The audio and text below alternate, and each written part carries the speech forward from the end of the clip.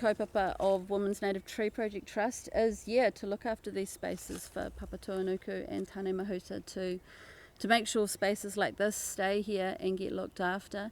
I love it for so many reasons, but most of all this amazing green light that filters down through all of that amazing canopy above and all the layers that you have in an older forest like this. The emergent kahikatea, the canopy, tawa, koikoi, and then down through the Nico, right down.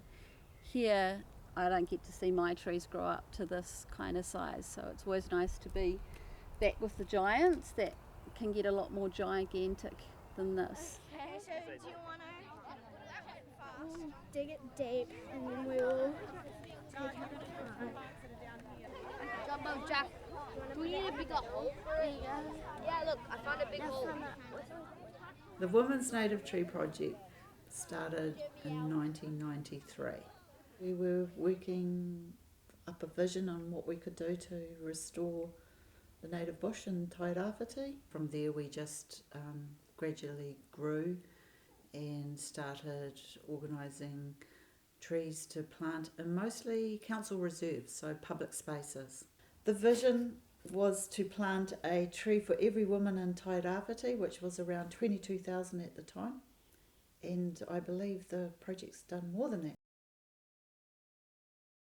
So the project's really grown, and the demand for trees has grown, so that's come about from the trustees and Cody, your work to let people know what we're doing and provide a safe place, an interesting space to come and learn. So out of that there was so much more interest in all the workshops we ran, so much more demand for native trees, because I think we realised, what's actually important in the world. It's connecting with the whenua, it's connecting with your community, and that's what we've been doing since we started.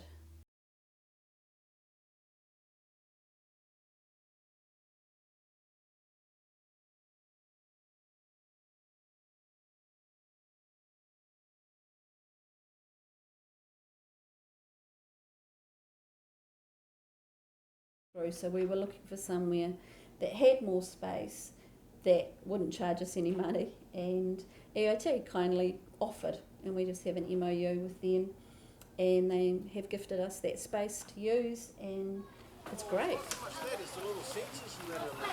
Oh nice, that's a heavy one, eh? Yeah. Well, just leave your plants if no one's there, just put them down and come and get more. Yeah. Oh!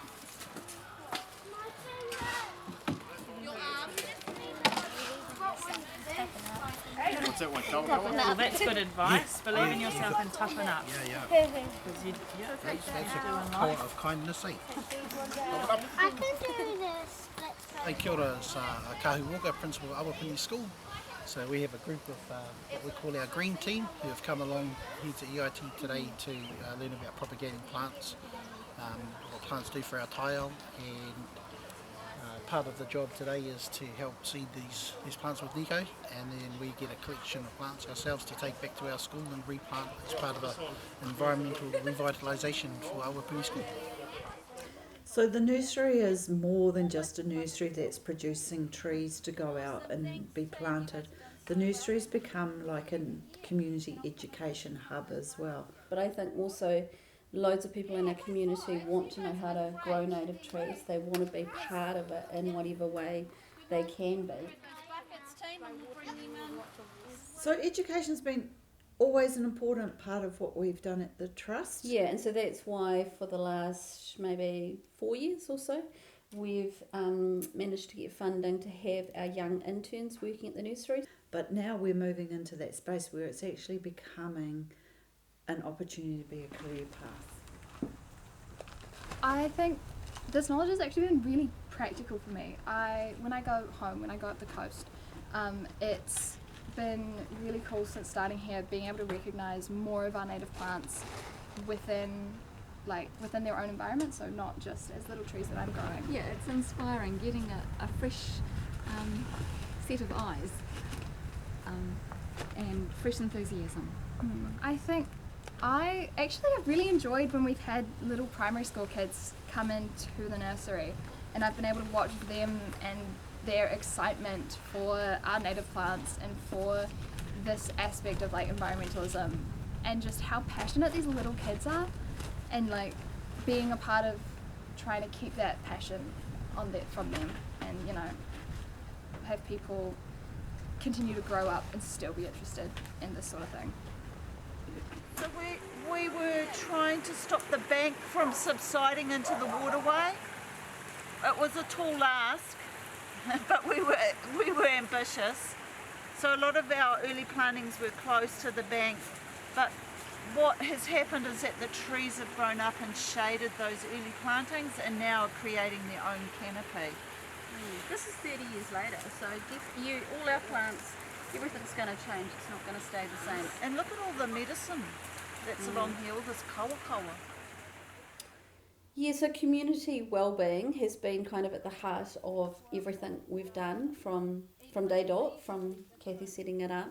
It is about the community and bringing everyone together. A lot of the trees and the knowledge that we've given freely, and it's gone back out to the community. It's not like it's in one spot where you have to come to it. We've actually done a lot of outreach to meet community where community feel safe or this is a sense of their space. You know, we can make a little bit of a difference. The tree project makes a difference, but when we bring everybody with us, that's when we can really make a huge difference. And I feel like that's starting to gain momentum.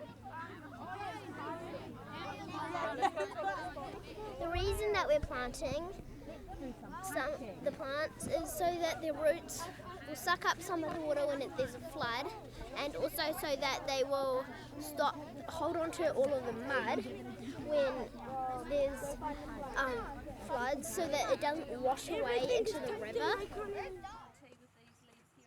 We do need hope because we're facing some really serious crises. So I see native trees, and what the project's doing is installing a sense of hope in our communities. It's that simple. It's that simple. Every tree has a place, and every person has a place to restore a tree. Or 2 or 3 or 4 or 500. Thousands. The whole of Tairāwhiti.